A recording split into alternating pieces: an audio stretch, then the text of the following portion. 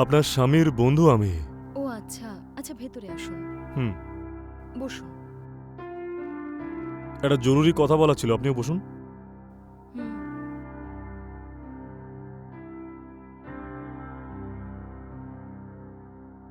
হ্যাঁ বলুন, কি দরকারি কথা ছিল? আপনার স্বামী আমার থেকে 10 লাখ টাকা ধার নিয়েছিল, আর তার থেকে মাত্র 2 লাখ টাকা আমাকে শোধ করেছে ও। এখনও আরও 8 লাখ টাকা দেওয়া বাকি আছে। ওই 8 লাখ টাকাটা এখন সুদে আসলে প্রায় 11 লাখ টাকায় এসে দাঁড়িয়েছে। ও মরে যাওয়াতে এখানে এসে টাকা চাওয়াটা খুব খারাপ দেখায়, তাই আমি এখানে এসে চাইনি। ওনার চলে যাওয়া এখন প্রায় 1 মাস হয়ে গেছে। এখনও যদি আমি টাকাটা না চাই, আমি হয়তো টাকাটা আর পাবোই না, সেই জন্যই আমি টাকাটা চাইতে এসেছিলাম। এসব কি বলছেন? আপনার কাছ থেকে উনি ধার নিয়েছিলেন, সে ব্যাপারে আমায় উনি কিচ্ছু বলেননি। উনি আপনাকে কি করে বলবেন? উনি আমার থেকে যত টাকা ধার নিয়েছিলেন সেটা তো উনি অনলাইন গেম খেলে উড়িয়ে দিয়েছেন। উনি যখন আমার থেকে টাকাটা ধার নিচ্ছিলেন আমি ওনাকে অনেক করে বুঝিয়েছিলাম। কে কার কথা শোনে এখন? আচ্ছা, আপনি আমাকে শুধু বলুন যে আপনি আমার টাকাটা কবে ফেরত দিচ্ছেন। আমি কি করে ভরসা করব যে আমার হাজবেন্ড আপনার থেকে টাকা ধার নিয়েছিলেন? এই নিন, টাকা নেওয়ার পর যা কিছু প্রমাণ সাক্ষ্য আছে সব এর মধ্যে রয়েছে, দেখে নিন একবার। আর সাক্ষী হিসেবে ওনার একজন বন্ধু এতে সাইন করেছিলেন।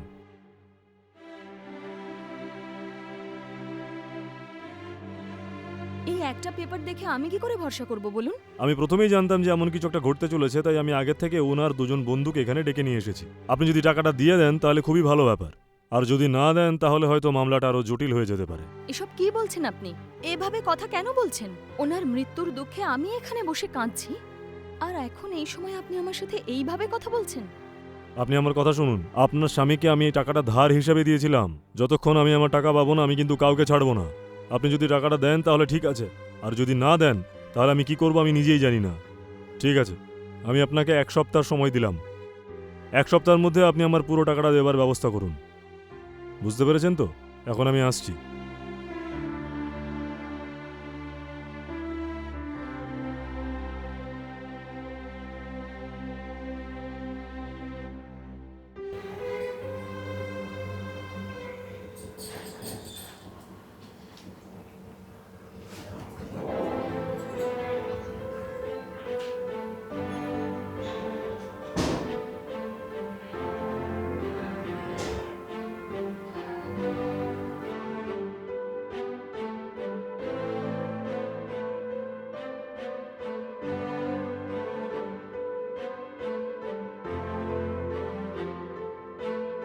শুনুন, শুনুন, বাড়িতে কেউ আছে নাকি? আপনাকে জিজ্ঞাসা করছি। হুম?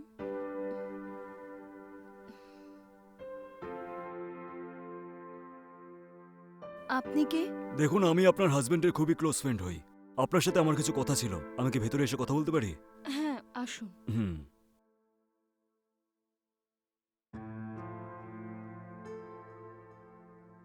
বসুন। হুম। বলুন। আপনিও বসুন, কথা বলা যাক। দেবার মৃত্যুর খবরটা শোনার পর আমার খুব কষ্ট হয়েছে। আর সেই সময় আমি ফরেনে ছিলাম, সেই কারণে ওর শেষকৃত্যে আসতে পারিনি। আমি ভাবতেও পারিনি যে এইটুকু বয়সে দেবা আমাদের সবাইকে ছেড়ে চলে যাবে। আপনি কেমন আছেন বলুন আমাকে। ওই একরকম চলে যাচ্ছে। দেবা আমার কাছ থেকে কিছু টাকা ধার নিয়েছিল, সে ব্যাপারে ও কি আপনাকে কিছু বলেছে? এরকম কিছু উনি আমাকে কখনো বলেননি। কত টাকা নিয়েছিলেন? আপনার স্বামী দেবা এই বাড়িটাকে বন্ধক হিসাবে আমার কাছ থেকে 70 লাখ টাকা ধার নিয়েছে। কি? 70 লাখ? এ কি বলছেন আপনি? সত্যি কথা বলছি আমি।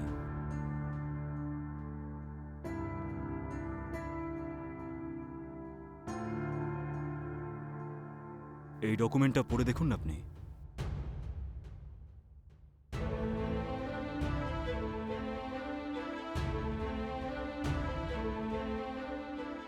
আরে এসব কি?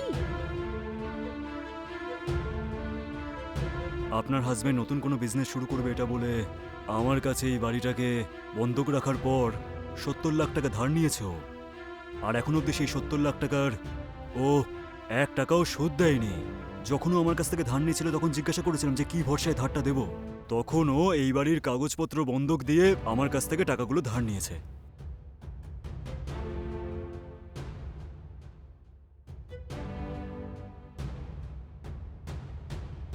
আপনি দেখে নিন, এটাই তো আপনার বাড়ির কাগজপত্র। আরে আরে, এসব কি? এই বাড়ি বন্ধক রেখে ধার নিয়েছেন? এটা আমি বিশ্বাসই করি না। আমি তো ভেবেছিলাম এইসবের ব্যাপারে আপনি জানেনই। এই ব্যাপারে আমি কিচ্ছু জানি না। আচ্ছা, তাই নাকি? এই বাড়ির কাগজপত্রগুলো আমার কাছে বন্ধক রেখেছে বলে এই বাড়িটা বিক্রি করারও সম্পূর্ণ অধিকার আছে আমার। কিন্তু যদি আপনি টাকাগুলো দিয়ে দেন তাহলে আর কোনো সমস্যা নেই, না হলে আমাকে তো আইনত ব্যবস্থা নিতে হবে। এবার আমি কি করব কিচ্ছু বুঝতে পারছি না স্যার। এই কিছুক্ষণ আগে একজন এসে আমাকে বলল যে উনি আমার হাজবেন্ডকে 10 লাখ টাকা ধার দিয়েছেন। এবার আপনি বলছেন 70 লাখ টাকা ধার দিয়েছেন। এবার কি করব আমি কিচ্ছু বুঝতে পারছি না। ওফো। আমার কথা শুনুন, বেকার এভাবে টেনশন করবেন না। আমার টাকাগুলো ফেরত দেওয়ার কিছু একটা উপায় খুঁজুন না। আপনি যদি বলেন 1 সপ্তাহ পর আসবো, ঠিক আছে? তাড়াতাড়ি টাকার ব্যবস্থাগুলো করে রাখবেন। দেখো, পাহাড় প্রমাণ দুঃখ আমার মাথায় চাপিয়ে চলে গেলে। এখন সবাই এসে বলছে তোমাকে 70 লাখ টাকা ধার দিয়েছে, 10 লাখ টাকা ধার দিয়েছে। তুমি যে ধার নিয়েছো সেগুলো আমি একা কি করে শোধ করব বলো? কে জানে আরো কতজন এসে বলবে যে তোমাকে ধার দিয়েছে। আমার ভয় করছে। এদেরকে কি করে বুঝিয়ে সুঝিয়ে পাঠাবো আমি কিচ্ছু বুঝতে পারছি না।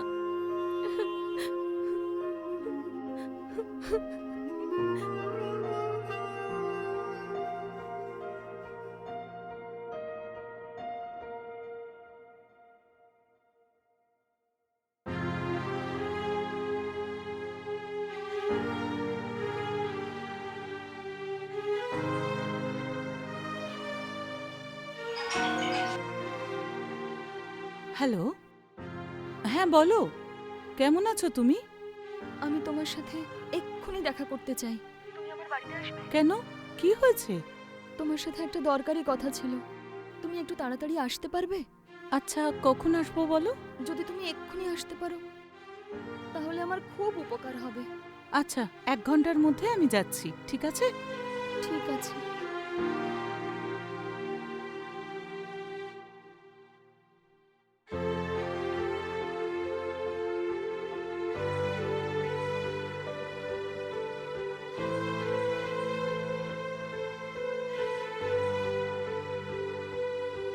তুমি যা বললে সেটা সত্যি? আমি তো বিশ্বাসই করতে পারছি না। আমিও তো বিশ্বাসই করতে পারছি না। একজনের থেকে উনি 10 লাখ টাকা নিয়েছিলেন। এছাড়া আরেকজনের থেকে বাড়ির কাগজ বন্ধক রেখে 70 লাখ টাকা ধার নিয়েছেন উনি। এখন ওরা দুজন বাড়িতে এসে সেই টাকা আমাকে শোধ করতে বলছে। দেখো, তুমি যা বলছো সেটা আমার বিশ্বাসই হচ্ছে না। আচ্ছা, তোমার স্বামীর ওদের কাছ থেকে ধার করার কি প্রয়োজন ছিল? আমি জানি না, দুজনে দুটো আলাদা আলাদা গল্প বলছে। একজন বলছে যে অনলাইন গেম খেলার জন্য ধার নিয়েছিলেন, কিন্তু এত টাকা ধার নিয়ে উনি সেই টাকাগুলো নিয়ে কি করেছেন সেই ব্যাপারে আমি কিচ্ছু জানি না। আচ্ছা, পাওনাদারেরা তোমায় কি বলছে? দুজনেই 1 সপ্তাহ সময় দিয়ে গিয়েছে। 1 সপ্তাহের মধ্যে ওই টাকাটার বন্দোবস্ত করতে বলে গেছে। ঠিক আছে, যখন ওরা আসবে আমায় ফোন করো, আমি চলে আসবো। আর ওরা কি চায় সেটা বুঝতে পারবো। এই ব্যাপারে আমি কি করব কিচ্ছু বুঝতে পারছি না। যদি তুমি আমার সাথে থাকো তাহলে আমি একটু সাহস পাবো। তুমি ছাড়া আমার পাশে এখন আর কেউ নেই। আরে আমি আছি তো, তোমায় আমি একলা ছাড়বো কেন? এই ধরনের সমস্যা থেকে পালানো উচিত নয়, সমস্যার সম্মুখীন হওয়া উচিত। ওরা আসুক, তারপর দেখা যাবে, ঠিক আছে? হ্যাঁ, ঠিক আছে।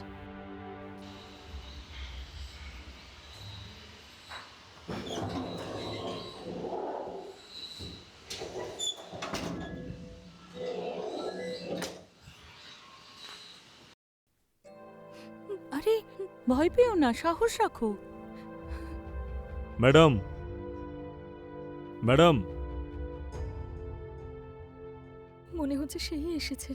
ভয় পেও না, ওনার সঙ্গে আগে কথা বলি। হুম।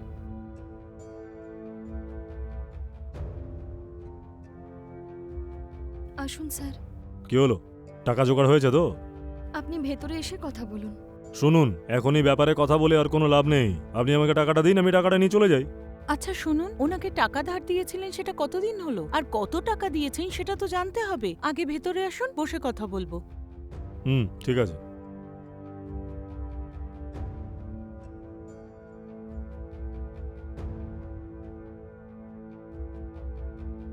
বসুন, কথা বলবো। হুম। ওনার স্বামী আপনার কাছ থেকে কবে টাকা ধার নিয়েছিলেন? 6 মাস হয়ে গেছে। কত টাকা নিয়েছিলেন? 10 লাখ টাকা ধার নিয়েছিল আমার থেকে। আচ্ছা আমাকে একটা কথা বলুন, আপনি কে? সেদিন আমি বাড়িতে এসে ওনার স্ত্রীকে তো আমি কাগজপত্রের সব কিছু ডিটেলস দেখালাম, আর আপনিও আজকে আমাকে একই প্রশ্ন করছেন। যে কোনো উপায়েই আমি আমার টাকাটা ফেরত চাই। অন্যভাবে নেবেন না, আমি সবটা জানার জন্যই জিজ্ঞেস করছি। আপনি বলেছিলেন ডকুমেন্টস আছে, নিয়ে এসেছেন? জানতাম আমি এসব কিছু একটা হতে চলেছে, আমি জানতাম, তাই আমি সঙ্গে করে সব কাগজপত্র নিয়ে এসেছি। আপনি নিজেই দেখে নিন।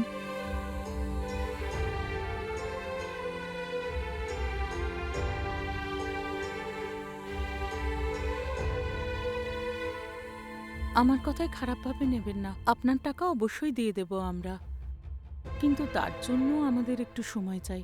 কি বলছেন আপনি? আর কতদিন সময় লাগবে? আমি অলরেডি 1 সপ্তাহ সময় দিয়ে গেছিলাম। আমি দ্বিতীয়বার ওনাকে আর সময় দিতে পারবো না। দেখুন, স্বামী চলে যাওয়ার পর ও খুব ভেঙে পড়েছে। এই অবস্থায় ও কি করে টাকা দিতে পারবে? সেই জন্যই একটু সময় চাইছি। আচ্ছা, আর 1 সপ্তাহ আমি সময় দিলাম। যে কোনো উপায়ে আমার টাকাটা জোগাড় করে রাখুন। দেখুন, 1 সপ্তাহের মধ্যে এটা তো অসম্ভব। অ্যাটলিস্ট 3 মাস সময় দিন। 3 মাস তো অনেক বেশি সময়। 1 মাস হলে আমি সময় দিতে পারি, তার মধ্যে আমার টাকাটা চাই। কিন্তু দেখুন, আমি এনার থেকে 1 পয়সাও বেশি নেব না। আমি এখনো 8 লাখ টাকা ওনার স্বামীর থেকে পাই, ওই 8 লাখ টাকা আমাকে ফেরত দিয়ে দিক, তাহলেই হবে। আচ্ছা ঠিক আছে। আপনি এত করে বললেন, তাই আমি ওনাকে 1 মাসের সময় দিলাম। এই সময়ের মধ্যেই আমাকে ওই টাকাটা ফেরত দেওয়ার চেষ্টা করবেন, বুঝেছেন তো? আমি ঠিক 1 মাস পরে আবার আসবো, সেই সময় কিন্তু আমি আমার টাকাটা চাই।